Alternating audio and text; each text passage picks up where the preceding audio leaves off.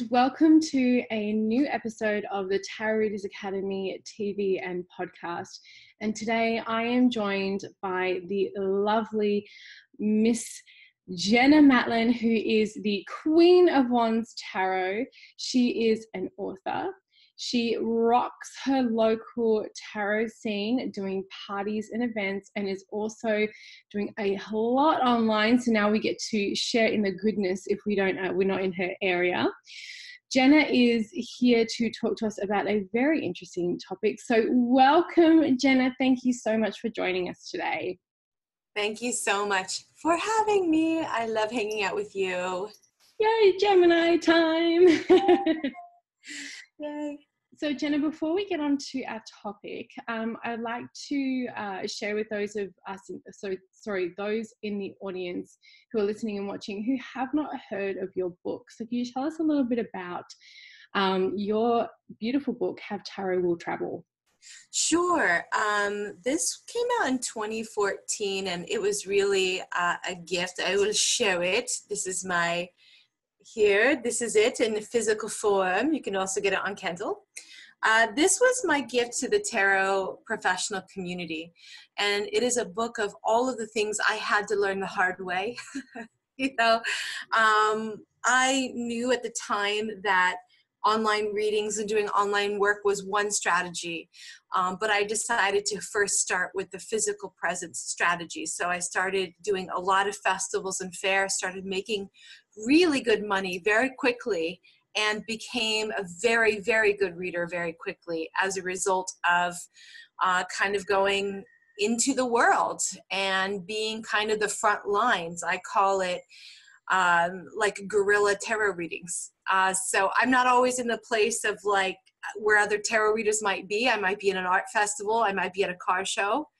But it's fantastic when I do those. People love it. And I wanted to teach others how to do the same, especially if you're introvert, and how you can't let that scare you off, because I'm also an introvert. I just play an extrovert on TV. So yeah, I have that. And hopefully by February of next year, I will have its sister piece up and done called Have Tarot Will Party, which is how to use corporate events, weddings, bridal showers, your Aunt Gina's 50th birthday party, how to get in on that situation and how to rock those parties as well. So those of you who are listening, stay tuned. I'm working on it. Books take an awful long time. I know that from experience. So just quickly before we move into the topic, because I want to segue in and you'll see where I'm going with this. Where is the strangest or the most interesting place that you have done an event or a party? Oh, yes. One of the strangest, meaning like the most incongruous event I've ever done is I read tarot at a grocery store. I really did. It was one of the few family-owned grocery stores left in the area, and they were having a special night, and they had me come out and read. I was literally across from the bananas giving readings in a grocery store. It was crazy, but the readings went really well. I got paid very well, and they hooked me up with a lot of food at the end of it. So I'm just never one of those readers that feels like I'm too good to be like, oh, well, there's not enough crystals here, so like I totally can't. Like, I'm not about that. I am totally like a kitchen witch, hedge witch. I am like on boots on the ground. And if I can be of service in those really strange ways, then I will be, That's awesome. They had, when IKEA opened here in Vancouver, they actually had a whole bunch of people, so like face painters and all scattered throughout the IKEA store, and they actually had a tarot reader in there, which was really cool. And what do you do? Because our topic today is conversations with the devil card. So what do you do in those situations where you're reading in a party or at an event or at a bridal shower, and it's, for me, I usually try to keep them light and fun, not to be fluffy, but to keep it in it. I know I'm there for a reason, not to do a 4-hour counseling session with somebody. But what do you do when difficult stuff comes up in those situations? Well, when it's my public venue work and I also have an office, my own office where I read people privately. Those are two very different kinds of styles. So for me at venues, I always ask for a question. And for me, part of that is, number one, I know that you're ready to hear what the universe might want to tell you about this topic. But two, I can be like, is this really appropriate for a party setting? Right. So if someone's like, I have cancer, am I going to live? Like, this is not cool at, the bar mitzvah, is it? Like, this isn't. So that's typically when I can kind of head them into more private readings. And so that alone does a lot to make that feel safer for myself and for everyone involved. But when the devil does show up, I think for me, the devil is one of the most interesting and complex of the major arcana, and he is a stand-in for a lot of different things for me in a reading. So while other people go, well, isn't tarot, doesn't God say tarot is wrong or bad, and I'm like, well, if tarot was made by the devil, why would the devil put himself in the bad guy role? Yeah. Right? It doesn't make any sense. He'd be like the shining knight in shining armor, right? Like he would right. himself up. No, yeah. The devil's really Knight of Cups. We all know that. Or maybe King of Wands. We all know that. Come on. But yeah, so when the devil does show up, it really is an indicator that there's some illusions going on. There's something that has either like a hold on the person, or there is some kind of hold on the situation where they cannot either navigate it correctly or objectively, or they lack the self-control to navigate it in the right way. And so for me, the devil is a key, like, oh, okay, there's something going on here around truth and fiction and self-control and obsession. And so for me, the devil is a very, very helpful. I like it when he shows up, because then I'm like, all right, now I'm getting to the meat of an issue. Do you know what I mean? Oh, Do you yeah. see that as well? Yeah, I see that as a real, what I love about the devil card is it grounds the issue, right? We have, and I say this in the way that I view the tarot structure, the major arcana are like the massive themes that run across every life. We have love, we have mother figure or father figures, even if they're not there. We have society, rules, institutions, we have willpower, we have choice. These are the main themes that run across everything. When the devil rocks up, it's like, now we've grounded it. It's like, now we know where the intersection of the divine lessons coming in to what's actually going on in our everyday life. And especially when we look at the minor arcana that is around that, or the major that's sitting in opposition to it, because like that's where we're starting to see the struggle come in. So I absolutely love it. And you say something in your handout, which is amazing, by the way. Make sure everyone, you go and get this. It's the free resource that Jenna has put together for all of us.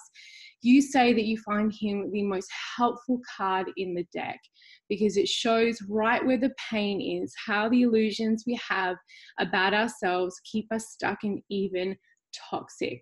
So you like to talk about the devil as the inner saboteur. Can you flesh that out a little bit for us? Sure. Well, the devil in a traditional sense, he's the Lord of temptation. And so what I often tell clients is that, even though in the traditional cards, he's often depicted as a beast, he's in fact not a beast. When the devil shows up, he is the hottest dude you've ever seen, in the sharpest outfit you've ever seen, carrying plates of your worst PMS food that you are so guilty about. And he's got just mountains of it, and he's going to feed you with it. And so for me, the devil is actually the siren song, right? It's a thing that is we can't say no to. Mm. And so oftentimes too, though, so that's one aspect of the devil, but the inner saboteur part is a part of us that's connected to our anxiety in some way. So for example, say you're trying to get dressed to go to a party or something, and you've tried on 10 frickin' outfits, 10 dresses, nothing feels right, you're bloated. And then here comes that little voice, which is like, you don't have to go to this party. You can stay home. You can put Netflix on. We can make some nachos and open up that huge, huge bottle of wine. That's that saboteur. So in some senses, that saboteur wants to keep us safe. But what happens is that we inadvertently create rituals to the devil, rituals to that inner saboteur. So every time we stay home and do what that little voice tells us to do, we start making our lives smaller and smaller and smaller. We don't go out. We don't go to the party. And that's really just, there's a sliding scale between that and someone who never leaves the house at all. Right? Like this is all part of a spectrum. And so the devil whispers in our ears things that may at first blush feel like it's a good idea or it's something that's saving us. But that is the role of the devil, isn't it? Is to give us something that feels good, but is actually working against our greatest good, our personal growth, our spiritual evolution. To me, the road to hell is paved in gold, and there's fountains everywhere. And the road to heaven, as it were, is the rocky goat trail up the mountain. And so, what happens when we allow that inner saboteur, the devil, to show up, is that we inadvertently create a cycle of self-destruction. So oftentimes the devil is speaking from a place that has a deep set of underlying beliefs, such as, I was never the pretty one in high school, or I was never smart. And so what happens is that when we start to do things that work against that innate but false narrative, the devil shows up because he wants to reinforce the false narrative. And then that cognitive dissonance creates anxiety. And when you know the devil is showing up when you feel anxiety, and not anxiety that you're in immediate physical danger. And also when you are talking in all or nothing statements, like, I am always like this. This never happens to me. I always have bad luck. Like, that's like inner saboteur work. So what happens is that when it tells us stay home from the party, don't write that book, don't apply for that job, don't launch your business, that's all devil work.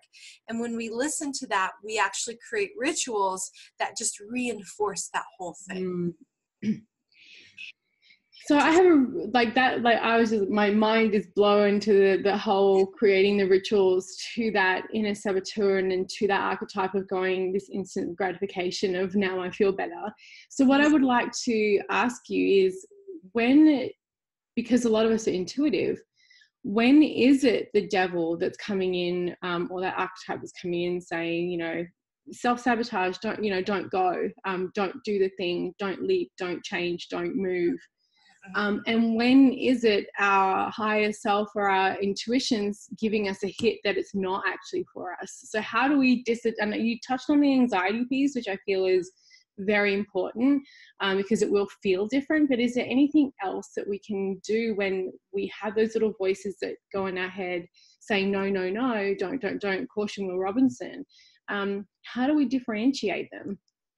That's a really, really good question. As a clairvoyant, and I can speak from the perspective of a clairvoyant, is that when I get an intuitive hit or clairvoyant message, there's no emotion attached to it.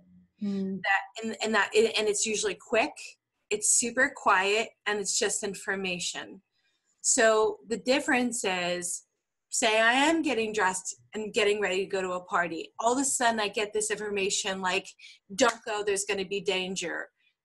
This is very different than, I've got nothing to wear. God, they're all going to judge me. I'm a big blobby blob, whatever. You know what I mean? Like, the tone is completely different. The devil uses uncomfortable emotion to get you to stay within a cycle of self-sabotage. When we are talking about often heavenly messages or clairvoyant hits, it often is sparkling clear and it has no emotion to it. So you may be like, Grandpa's in the hospital, and then like, oh, Grandpa's at the hospital. Like you immediately will have an emotional response, but that first hit will tend to be utterly emotionless. This has been my experience anyways. That's really interesting. And I think another part that I want to sort of double down on is the language, because when you get a hit of information, as you said, it is quick. There's no, it's like an interruption, or it is just a knowing. Whereas I love the language that you were using when trying to talk yourself out of it, or talk yourself into making that decision that's going to make you feel comfortable. And it's almost like we're trying to negotiate, right? And when we stick into that place of a negotiation, well, I'm not going to go to the gym today, but I'm going to go tomorrow morning. I'm definitely going to go tomorrow morning. I swear to everything that's holy, I'm going tomorrow morning. It's cold outside and I need to do laundry, and, I just don't feel very good. That feels like a hostage negotiation. That doesn't feel like the universe going, you shouldn't go to the gym because the power's going to go out and you're going to trip on the treadmill, Right. The analogy I use when I teach my psychic courses is that clairvoyance, intuition, messages from the universe, the higher self aspect of us, it's kind of like you're standing on the edge of an ocean, and at the water there's a little tiny fish like darting around, and your job is to somehow scoop that little fish out of the water before that huge tsunami wave of judgments, opinions, feelings, thoughts, whatever comes crashing. And it's technically the easiest and also the hardest thing you can ever do as you're building your clairvoyance. But I think what you said is so important, because people may think that, the whisper from the devil is the whisper from something else. So yeah, totally important that we differentiate those two pots and go, one feels like this and the other feels like that. Sure. And so what are some of your recommendations for actually confronting this energy, meeting it, working with it, understanding it, and even preempting a trigger? Well, that's so much about what is in the handout. And I talk about one technique that you can use. So a lot of times when the devil appears or self-sabotage appears, we're more interested in using a ritual to de-escalate our anxiety rather than getting curious about who the devil is, what the devil is saying, and why. So oftentimes it's really easy to kind of say these things when you're not triggered. But if you do have a trigger, and part of what's in that handout is stay with that. Who does the devil look like for you? Does it look like your evil stepmom? Or does it look like some girl from when you were 12 and she was so judgy and horrible? Does it look like some version of you? Maybe she's a 5-year-old terrified little girl. Like, the devil can look very, very different for everybody because, of course, again, we are working with the Lord of Illusion. Changes all the time. So part of this is to figure out what is the devil actually saying. And that is, and doing it during that trigger time, because he sleeps usually until something's triggered him to show up to sabotage. So when we're triggered, what we can do, and that is in the handout, is that you sit with it. You may even want to meditate and see how he appears. You can write, what does he look like? Does he or she have a name? Or does it have a name? And what is he saying? So then I tell clients that in column A, you have a piece of paper, write it down. Column A is going to be everything the devil is telling you, and just write it down. Don't filter it. Don't try to resist it. Just write down what he's saying. And then you're going to walk away until you've calmed down. And then here's the awesome part, that as much as we have the devil working within us, we also have tons of allies. And that's just about every other card in the deck of except for maybe the tower. yeah, the tower can be. So we have 77 allies. And so what I have everyone do in the handout is to ask, who is my ally in this specific situation, right? Because the devil that has to do with the devil that doesn't want you to go to the party may not be the same devil as the one who doesn't want you to write the book. You know, these are different devils, and they will have different allies or different angels that can kind of force them back. So what you want to do is pull your ally card, come back, and then in column B, all you're going to do is imagine that ally like in an argument with the devil, and you're going to write it down and refute everything that he has said. It sounds really simple, but I have to tell you, it's personally one of the most life-changing exercises I've ever done for myself, and also what I recommend for others. So that's kind of how one of the many techniques of dealing with the devil. And it's so important too to have a counter, to take yourself out of the moment, to disrupt the cycle, as I say, because then otherwise we go down that whirlpool of just like, with now circling the drain and we're about to like make the choice, right? So interrupting the cycle, but then having a counter voice and actually pulling yourself out. Because what can happen with anxiety, with anyone who has anxiety, I mean, I get anxiety, that's a very normal human thing. It depends on how much and depending on what the triggers are, of course. But when we do have those anxieties, to interrupt that, because what happens is it makes you feel as though that's the only voice, right? That's the only thing that matters right now. Nothing else matters. You could be standing in the middle of a crowded room where people are trying to like reach you, and that voice of anxiety will say nothing else matters but what I'm whispering in your ear right now.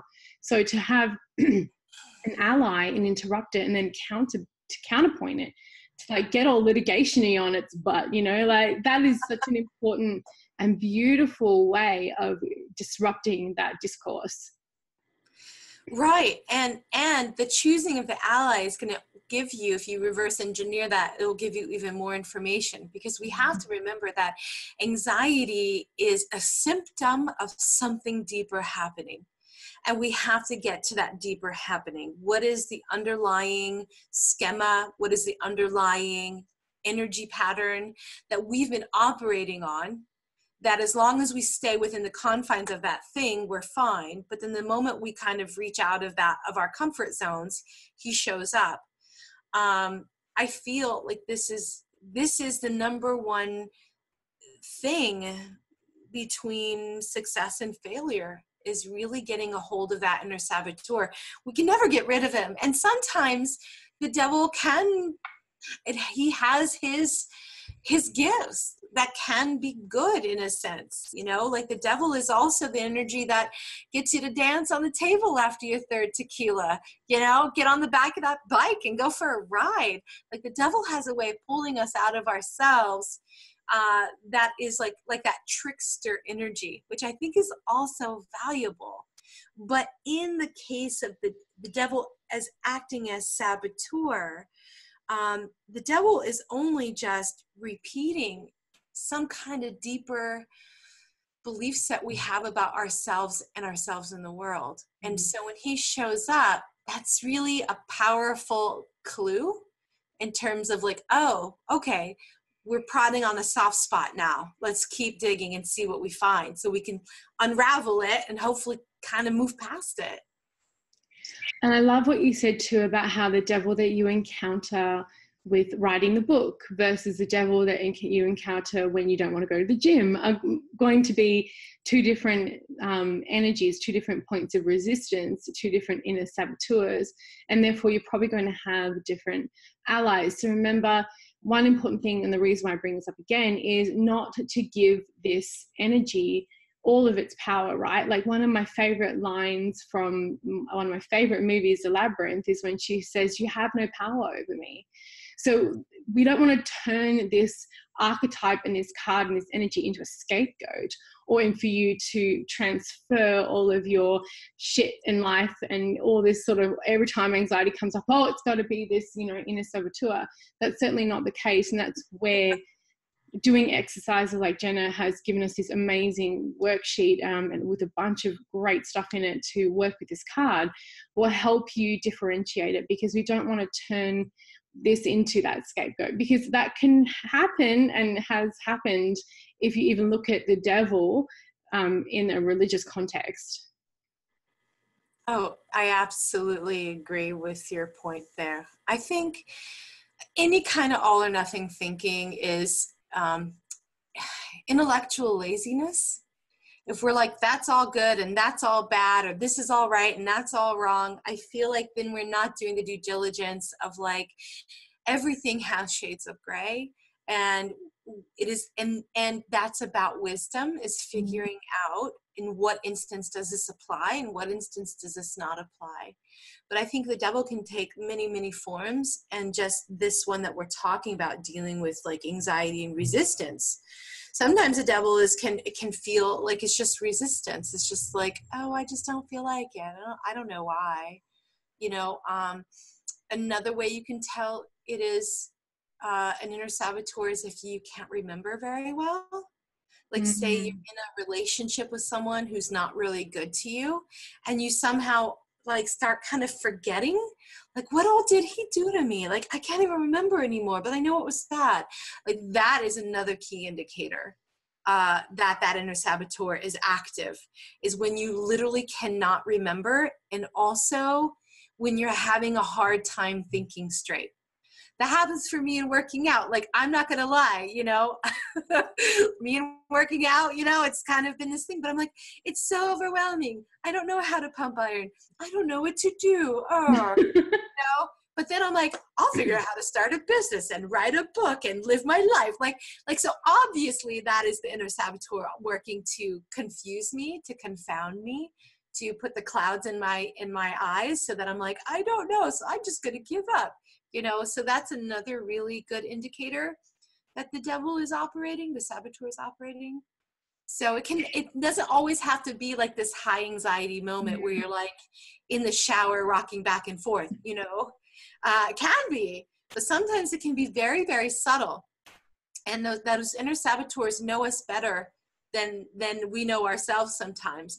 And so it will work on a subtle layer until it actually has to get loud enough.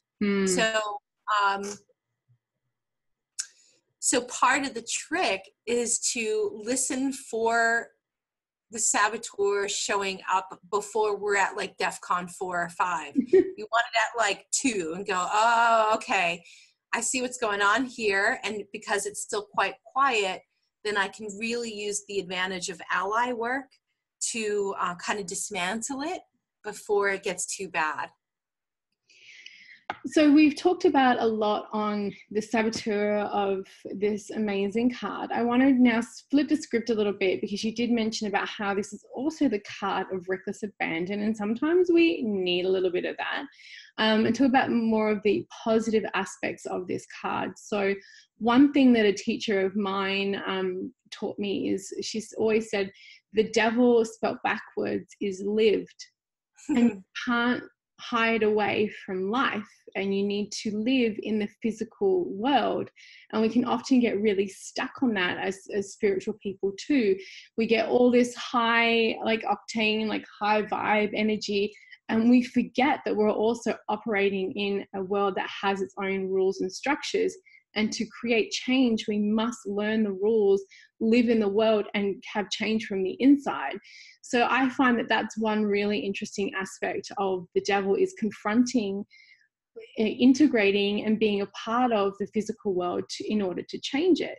So what are some of the ways that you see the devil, besides jumping on the back of that bike? If the guy riding looks like Chris Hemsworth, honey, I'm there. What are some of the other ways that you see the devil in a more positive aspect? Well, for me, like, yeah, you're right. The devil is not afraid of like being in the body and living the body experience. So get as kinky as you want to get, girl. Like, go for it. You want to try? Go head up to that creepy club. Go for it with this password. Who knows what's going on in there? The devil can also, for me, mean that sometimes we have to abandon things that aren't working for us. And it's okay that other people see us as the bad guy. That we can't get hung up on always being the good guy all the time. The devil is the opposite of playing martyr. So sometimes you just like, save yourselves, me first, and then you're out of there. The devil is part of that too. We cannot have these like high concept morality kind of situations without this more like base primal aspect of ourselves. I mean, the devil gets you to try LSD for the first time. That blows your mind open, right? So the devil is also spiritual in that aspect. I feel like the devil really shows up when all we've done is play by the rules to the point that we don't even know what we want anymore. For people that have codependent tendencies and enabling tendencies, the devil showing up is probably one of the best things that could have ever happened to them.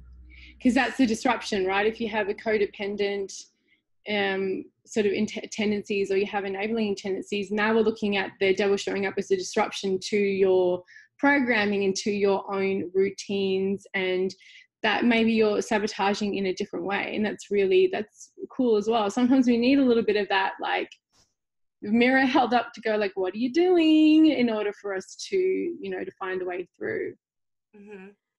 Yeah, and I think that, in a lot of other non-Western traditions, you have that aspect of the trickster.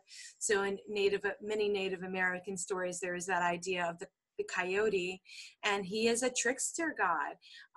And so we can also see the devil not necessarily as kind of this eternal fight between evil versus good.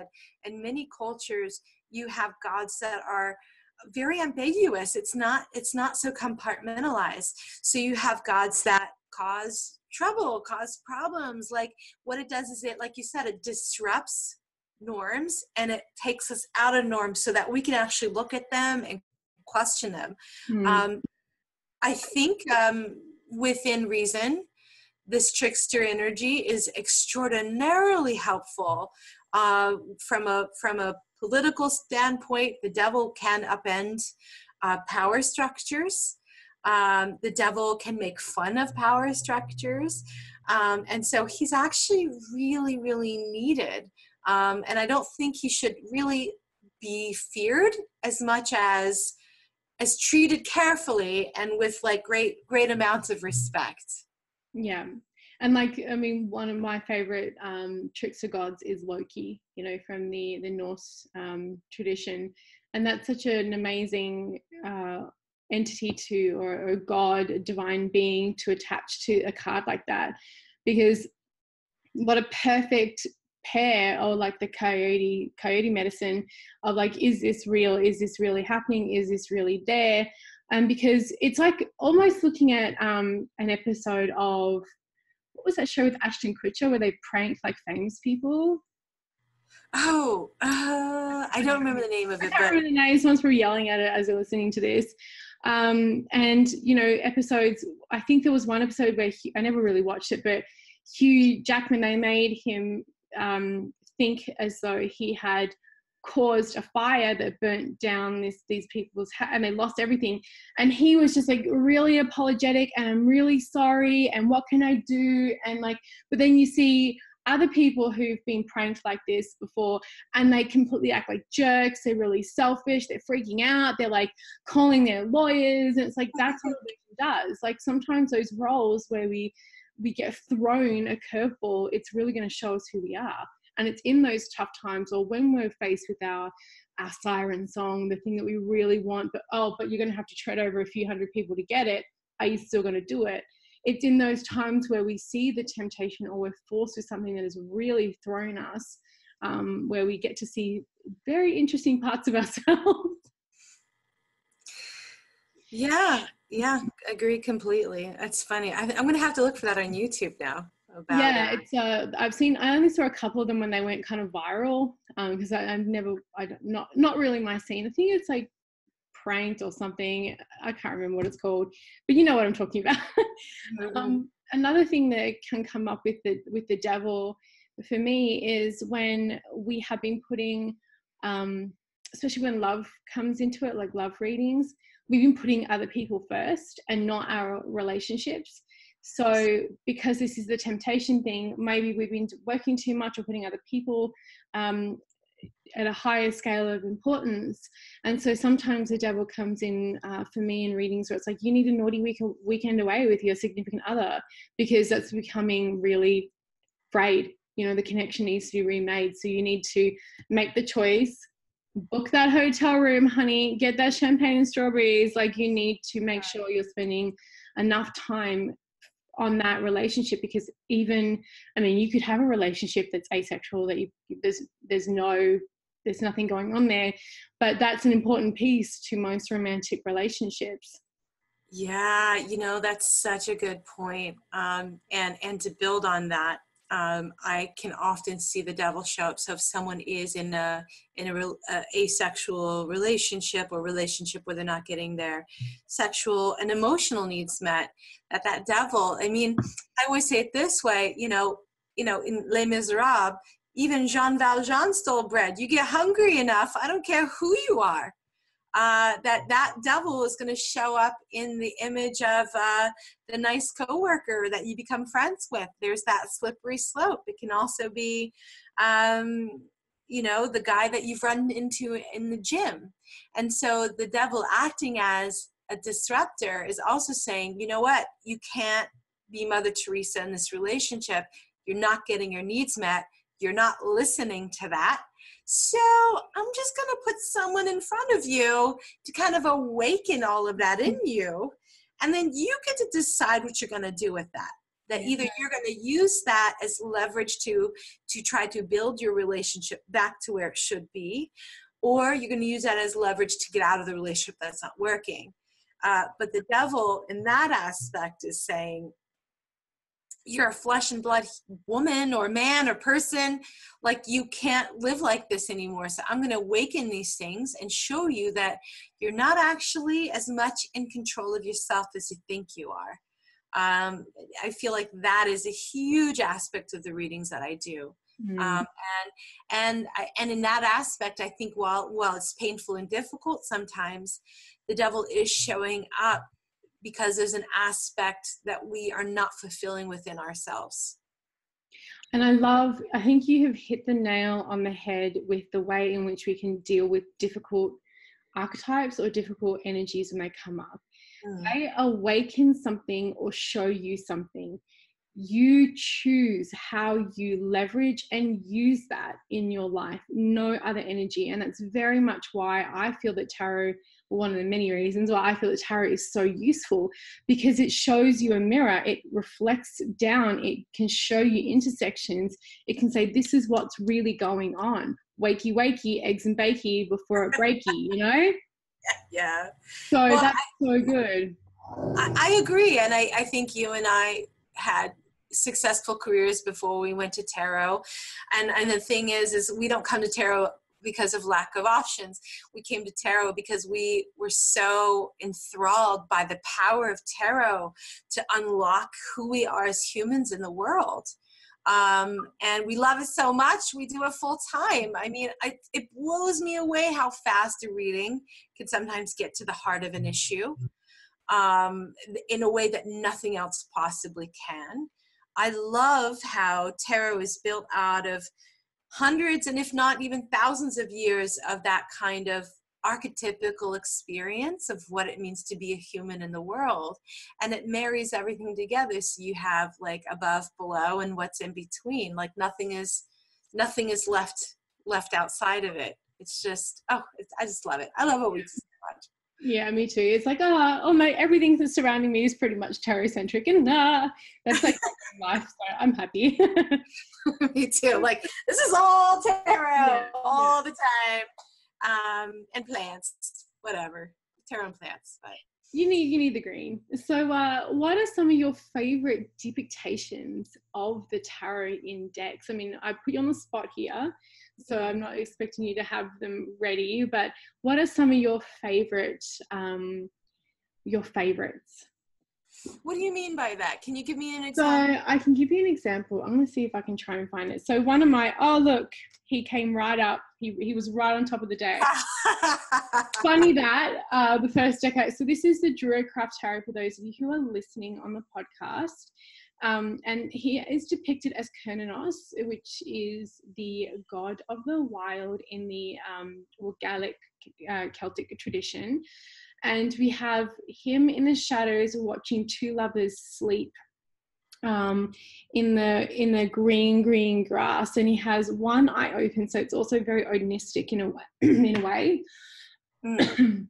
Excuse me. And he's a horned god, so we also have that throwback to the devil being horned, and I love it because it's not only is it showing us something that may disrupt, some people, it's like, oh, he's watching them sleep.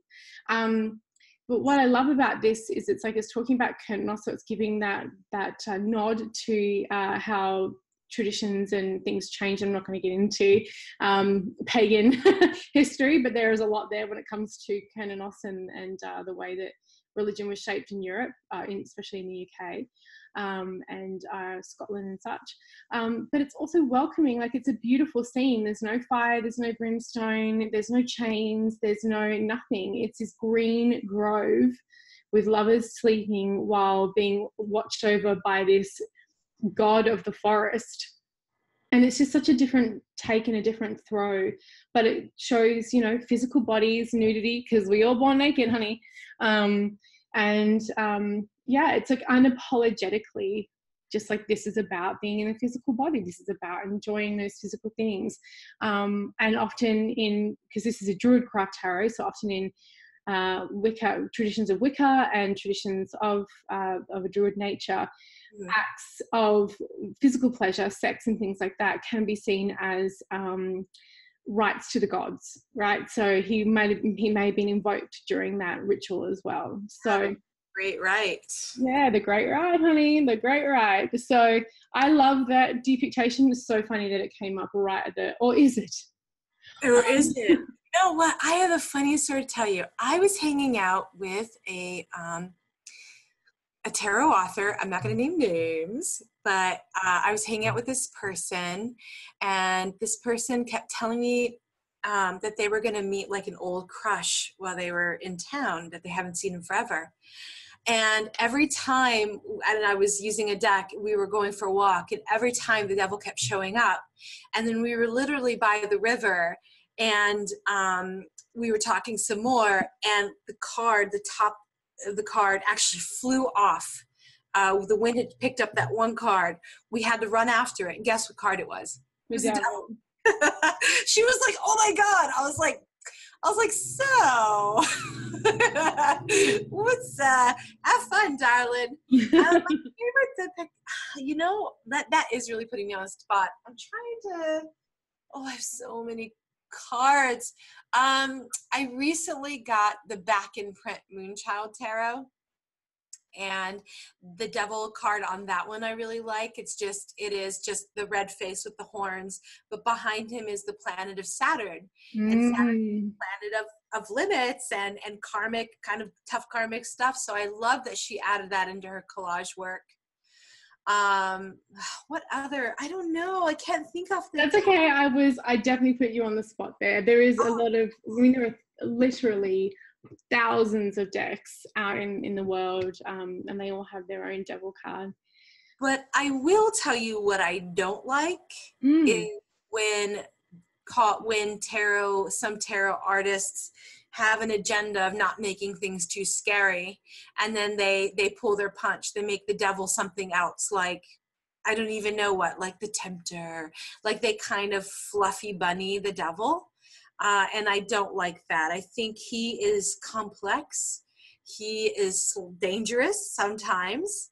And if we are sugarcoating all of these really important lessons, then I think that what we're doing is we're just trying to use tarot to feel good rather than using tarot to strike at truth.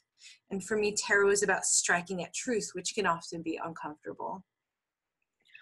Very good point. There are a lot of modified decks out there. I agree. I like using the tarot in its more traditional template in its more traditional form.